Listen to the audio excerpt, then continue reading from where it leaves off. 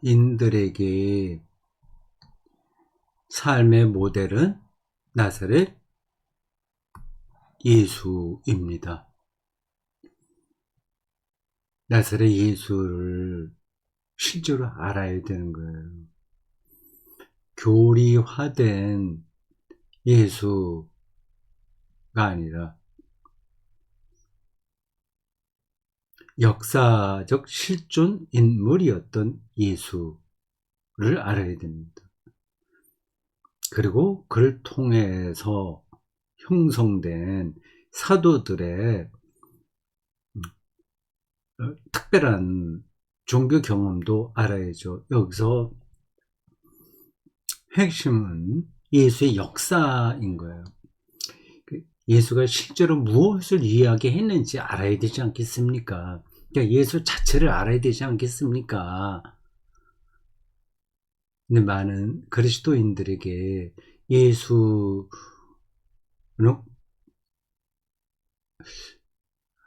뭐 관심의 대상이 아니고요. 말은 이제 예수 뭐 예수님 믿습니다. 뭐 아멘 할렐루야 그렇긴 하지만 그들의 그 머릿속에는 예수가 있는 게 아니라 그 자기만 있는 거예요. 이걸 빨리 극복해야 됩니다. 아니 이게 뭐 빨리 극복한다고 해서 극복되는 것도 아니죠. 근데 천천히 그 길을 가야 되는데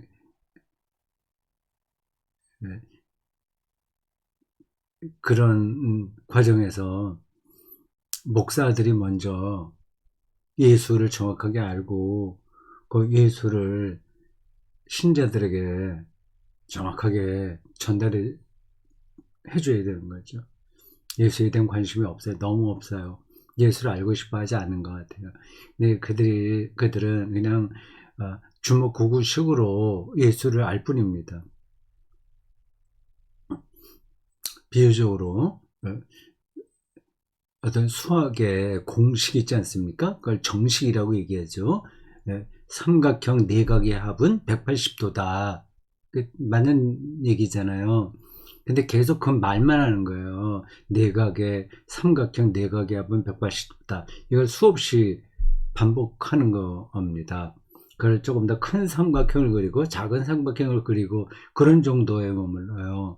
왜 그 내각의 합이 180도인지를 논증이 가야 되잖아요. 그리고 그걸 바탕으로 해서 도형의 원리를 알아야 되잖아요. 그래야지 수학의 세계로 조금이라도 들어가는 거 아니겠습니까? 그러니까 예수님에 대한 교리는 조금 알아요. 예수님 우리를 위해서 십자가를 지셨고 뭐 부활하셨고 삼위일체에서 제 일격으로 아들로서의 하나님이시고 뭐 재림하실 분이시고 몇 가지 그런 것들은 알아요. 근데 예수가 선포한 하나님 나라에 대해서는 잘 생각을 안 합니다. 오늘 한스 킹이 그 문제를 설명하고 있어요. 그 나사렛 예수가 우리의 삶의 모델이에요. 기준이에요. 척도예요. 네, 그의 삶이 유일무이했다. 유일무이하다. 앞에서 얘기한 거 기억하시죠? 다른 종교 창시자들하고는 전혀 다르게 출생했고 다르게 살았습니다.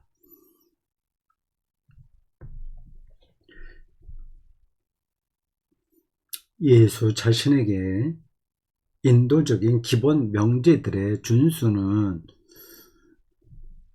이를테면 자명한 일이었다. 하나님 계명의 준수는 그에게도 중요했다. 모세 율법 준수가 중요했죠. 그러나 거기서 머무르면 안 되는 거죠. 살인하지 마라, 거짓말하지 마라, 도둑질하지 말라, 성을 남용하지 마라. 여기서 예수의 요구는 다른 종교 창시자들의 윤리적 요구와 일치한다. 여기까지는 일치하는 거예요.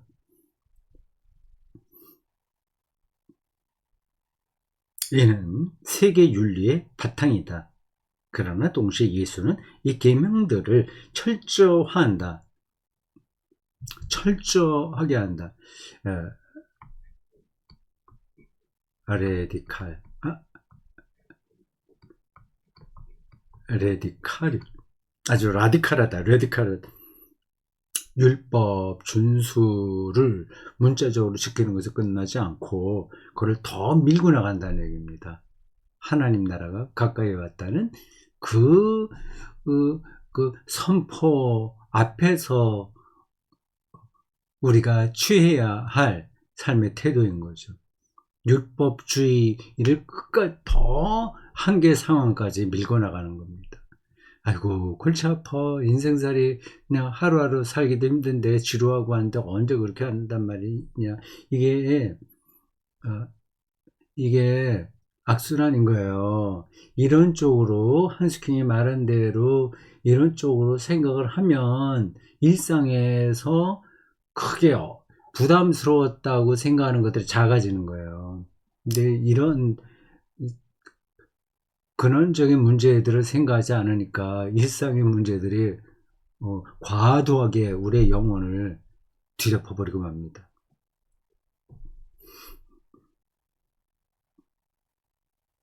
산상설교에서 산상설교에서 거기에 모세의 율법과 그 예수의 가르침 사이에 미묘한 긴장들이 나와요. 마태복음에 처한 삶의 자리하고도 연관됩니다. 마태복음 기자는 아직까지 그 회당 공동체로부터 완전하게 분리되지 않은 상태에서 그 회당 공동체와의 그 연결을 붙들어 보려고 했어요.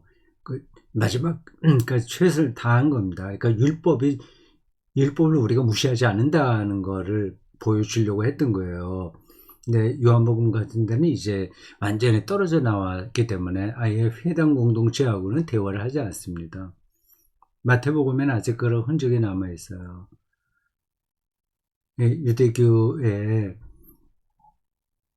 그 핵심인, 원래 예루살렘 성전도 중요한 거죠. 70년에 예루살렘 성전이 무너지기 전까지 유대 종교의 핵심이었습니다. 그러나 그거는 예루살렘에만 있었던 거고 전체 퍼져 있는 디아스포라 유대인들까지 포함한 모든 전 지역의 유대인들에게는 회당이 중요했어요. 그건 율법인 거죠. 하나님 말씀이 있고 그대로 살고 뭐 안식을 지키고 그런 것들입니다.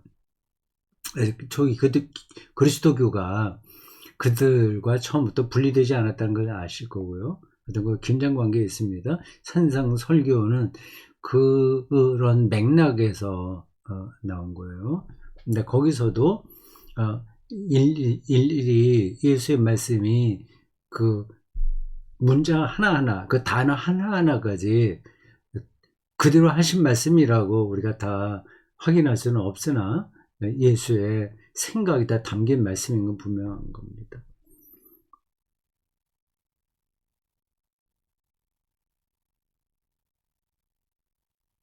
산상설교에서 예수는 이 계명들을 멀리 넘어선다. 단지 의무적으로 1000걸음을 함께 가는 것이 아니라 경우에 따라서는 2000걸음을 함께 걸어가 줘야 된다. 이것은 물론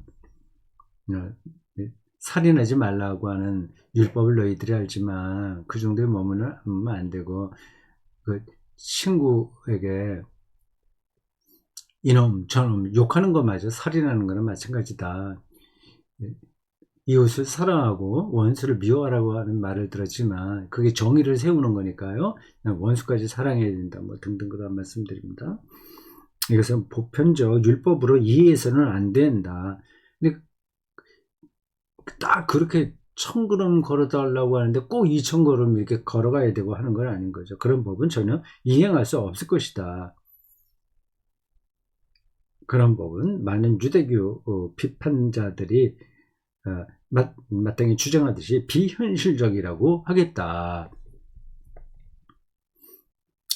예수의 요구들은 예컨대 강도를 만나 다 털리고 얻어맞아 반쯤 죽어 있는 낯선이와 맞닥뜨린 유대인들에게는 이단적인 저 사마리아 사람의 본을 따라 상황에 맞춰서 동료 인간을 위해 넉넉한 헌신을 감행하라는 권유요 도전이다. 유대인이라고 한다면 지금 내가 그 안식일을 지키기 위해서 혹은 어떤 거룩한 의식을 행하러 가는 중이기 때문에 저렇게 길가에 강도 만나서 피 흘리는 사람을 도와주는 거는 이건 부정한 일이라서 마음은 하고 싶지만 또 율법적으로 못하는 거거든요. 근데 그 상황에서 최선을 다하라라는 뜻으로 예수가 사마리아 사람 비유를 한 거죠. 요컨대 구체적인 삶에서 창조적 사랑을 실행하라는 권고다. 어떤 문자에 묶여 있는 게 아니라 사랑을 실천하되 어떤 문자에서 거기까지만 하라 마라 그게 아니라 창조적으로 그 상황에서 자기가 판단해야 되는 거예요. 창조적 사랑. 이게 뭐 쉽지 않죠. 자식 교육에서도 그래요. 내가 따끔하게 벌을 줘야 되는 건지 그냥 다 받아줘야 되는 건지 그게 어떤 게 창조적 사랑인지 판단하기 쉽지 않잖아요.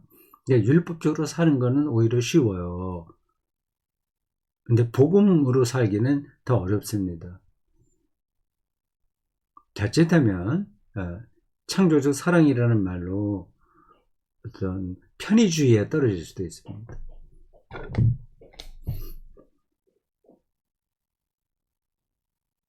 창조적 사랑이에요.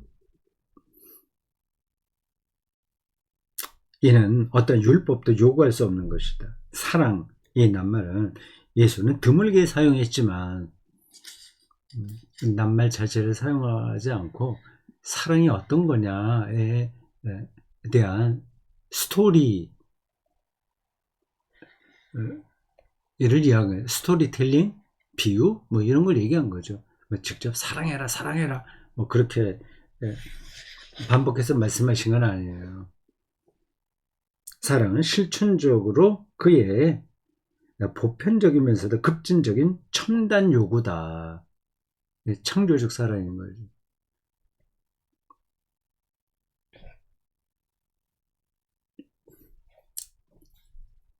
감상 없는 사랑.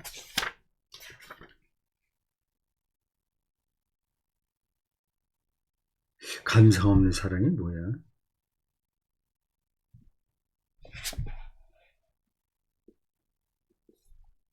내 감정에 치우치지 않는 사랑이라는 건가?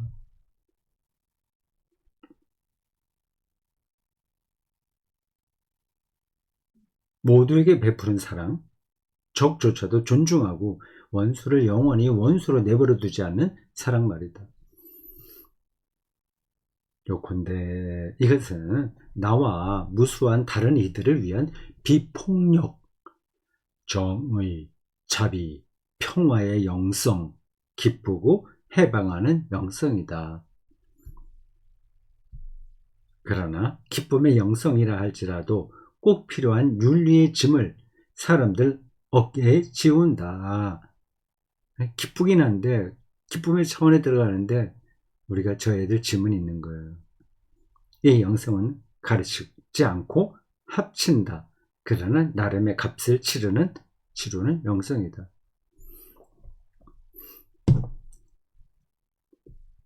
예수 그리스도가 우리에게 삶의 모델인데 그 예수 그리스도의 삶이 유일무이했다고 하는 거예요. 그 가르침도 그렇고 그의 삶 전체 여정도 그렇습니다. 두 번째, 유일무이한 죽음이죠. 그의 죽음도 정말 유일무이했습니다.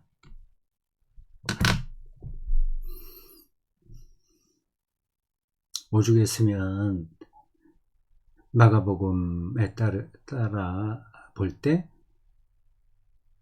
엘리엘리 라마 사막다니라고 절규하면서 예수가 죽었겠습니까? 하나님 왜 다 버리십니까? 하는 거예요. 십자가 죽음은 버림받은 신에게 유기당한 거예요. 그런 상태에 죽은 그 종교 창시자들이 그렇게 많지 않습니다. 기억도 잘 안 나네요. 누가 그렇게 죽었나요?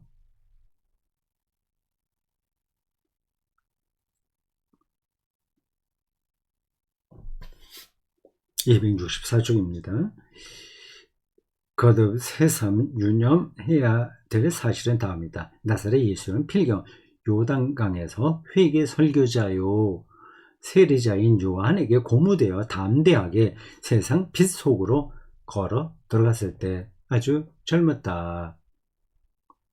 가장 오래된 복음 마가복음과 넷째 복음 요한복음서는 예수의 어린 시절 이야기에 관심이 없으나 마태와 누가에만 나오죠. 마태와 누가복음서들은 의미심장하고 감동적이지만 또한 전설적인 면모를 많이 버무려 넣어 이 이야기를 전한다.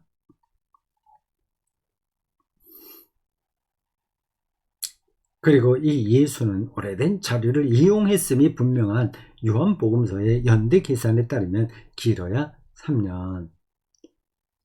계산을 어떻게 하는지는요, 예수께서 예루살렘 방문을 몇 번 했느냐를 기준으로 삼습니다.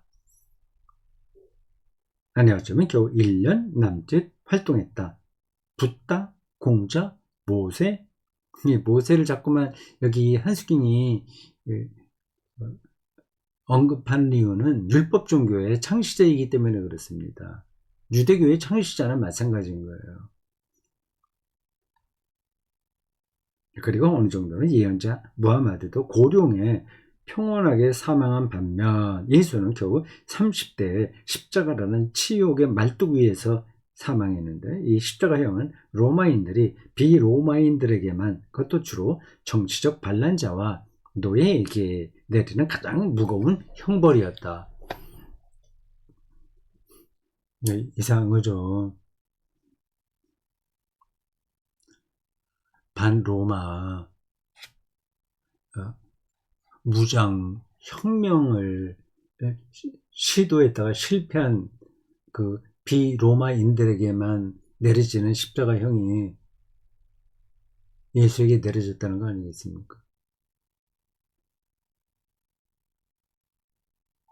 과연 예수는 정치적 반란자였나?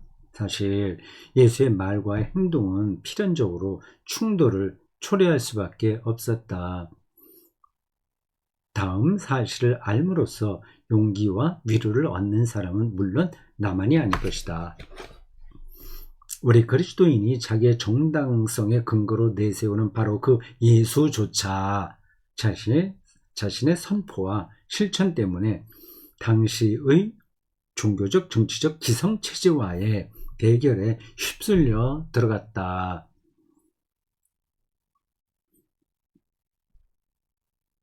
대대로 물려받은 신앙심과 지배자들의 권력 행사에 대한 그의 비판은 너무나 모질었다. 그 독수처럼 가슴을 찌른 거죠.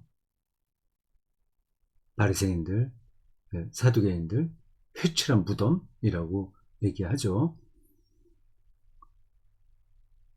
그의 카리스마적인 병자 치유는 너무 수상쩍었다. 종교적 율법, 안식일, 정결례와 음식 규정에 대한 그의 태도는 너무 헐렁했다.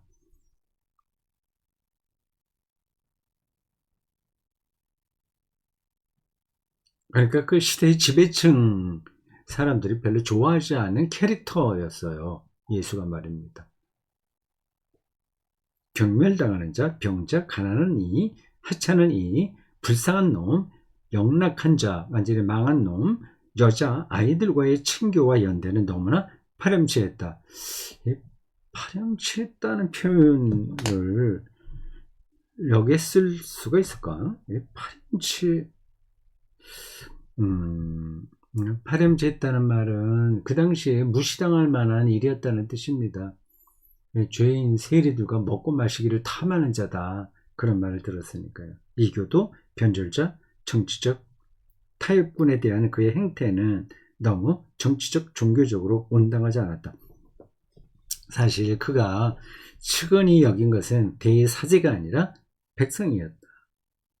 스스로 의롭다 여기는 경건한 자들이 격분하게끔 그는 경멸받는 자, 율법 위반자, 세리, 죄인에게 너무나 너그러웠다.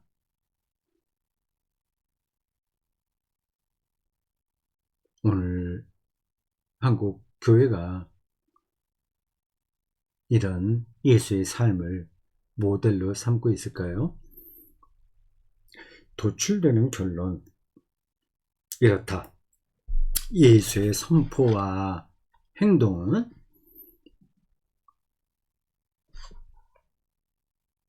당시 종교사회 체제, 그 대표자들 위계 질서에 대한 유례없는 도발이었다.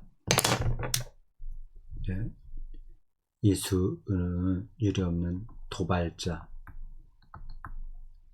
도발. 이렇게 한 인물은 전무후무한 거죠.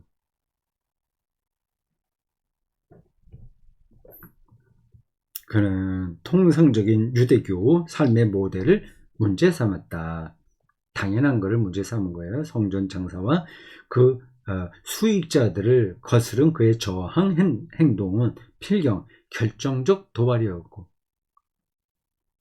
이 일은 마침내 그의 체포와 이단자, 사이비 예언자, 하나님 모독자라는 유죄 판결로 귀결되었다. 물론 예수는 그 모두가 아니었고 어떤 정치적 프로그램을 가진 혁명 지도자도 아니었다. 성전을 뒤엎어서 자기가 그 권력을 얻으려고 했던 거 아니에요. 어떤 프로그램이 있어서 그대로 실천했던 것도 아니에요.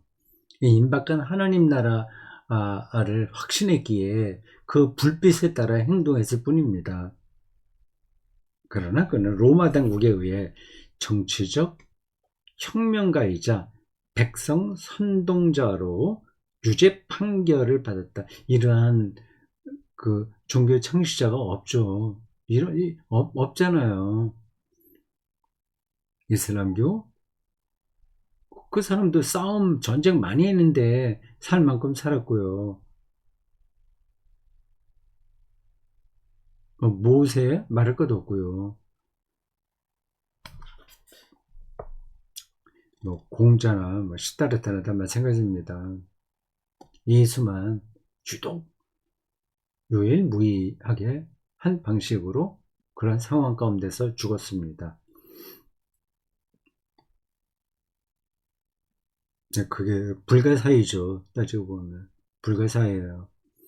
근데 그 사실을 그리스도인들이 별로 진지하게 생각하지 않습니다.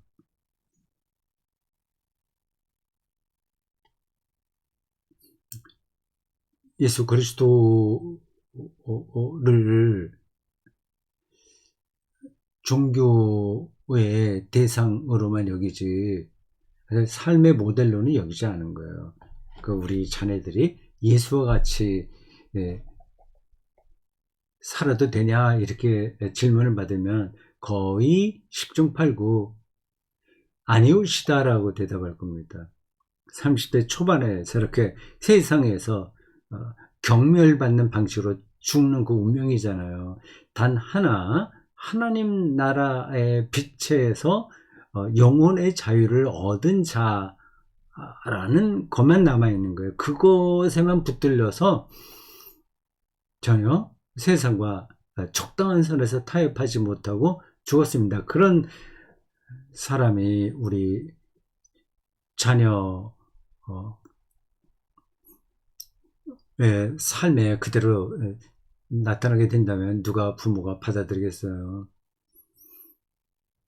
근데 이게 우리 신앙의 딜레마입니다.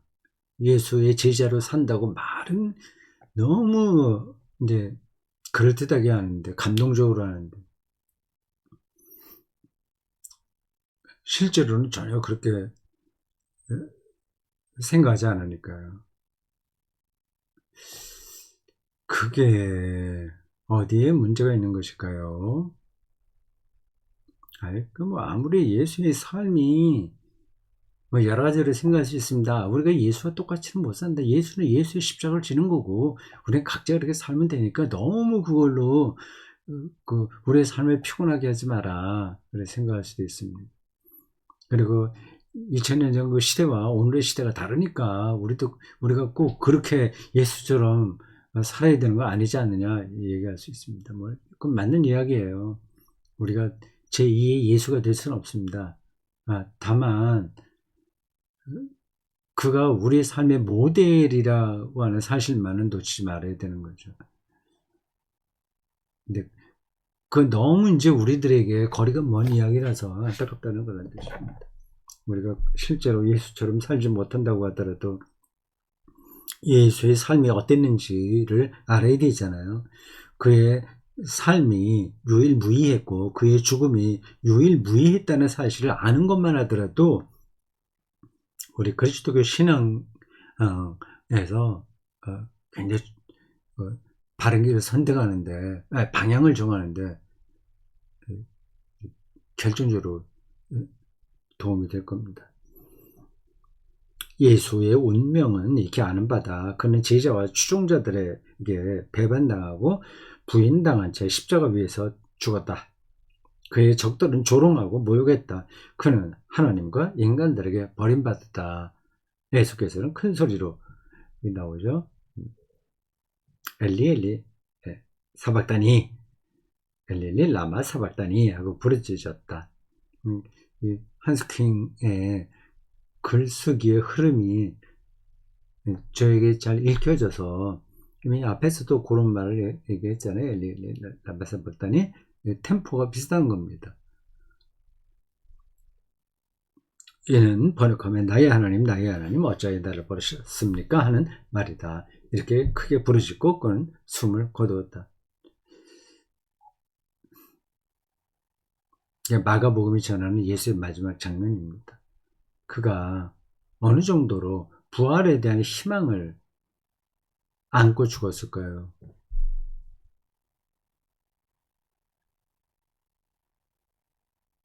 그 후 지금까지 십자가는 그리스도인의 유별난 식별 표지다. 오직 예수의 선포와 삶과 활동 전체가 왜 이 한 사람의 십자가가 이를테면 노예들의 지도자 스파르타쿠스의 십자가와 십자가를 죽은 사람 많으니까요. 또 세계 역사의 수많은 십자가와 구별되는지를 명확히 알려준다. 이제 그의 삶이 바탕에 있으니까 구별되는 거예요. 십자가로 죽은 건 똑같아요. 그런데 그때부터 오늘에 이르기까지 남아있는 중요한 질문 이거다. 어떻게 그런 치욕의 표지가 나에게 구원의 표지일 수 있는가? 이게 제 설교의 저 깊이에서 면면이 흐르는 질문입니다. 늘 이 질문을 안고 저도 설교를 합니다. 왜 예수의 십자가가 우리 구원의 표징인가? 예수의 죽음은 끝이 아니다. 이것은 처음부터 이런저런 영적 체험에 고무된 그리스도인들의 신앙의 확신에 속한다. 그렇게 죽었던 예수가 부활한 자로 나타났다는 거 아닙니까? 살아있는 자로 나타난다는 거 아닙니까? 그게 무언지에 대한 질문도 제 설교의 면면이 흐르는 질문입니다. 깨워 일으켜 질문 되살아난 시신에 관한 유령 이야기가 아니라 예수는 하나님 곁에 있다는 허무 속으로 죽어간 게 아니라 가장 참된 실제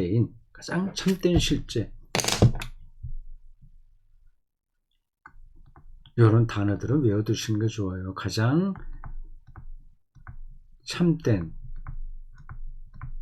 궁극적 실제 말할 수 있죠. 가장 참된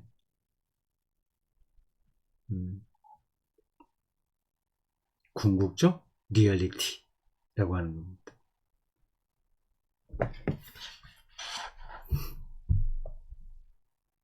가장 참된 실제는 하나님 안으로 죽어 들어갔다는 부활 소식이다. 곧 이런저런 전설로 에워싸인 예수 부활이 의미하는 바는, 예수 부활 빈무덤 이야기는 전설적인 요소가 많이 있어요. 요컨대 이 시공간적 삶의 속편 또는 이 삶으로의 복귀가 아니라 죽음을 무릅쓴 증인들이 확언한 하나님의 영원한 생명 안으로 받아들여짐 이거니와, 이 생명은 인간의 모든 표상을 벗어난다. 그게 이제 느껴지시는죠? 그게 실감되어야만 기독교 신앙을 제대로 아는 겁니다. 네, 여기까지입니다.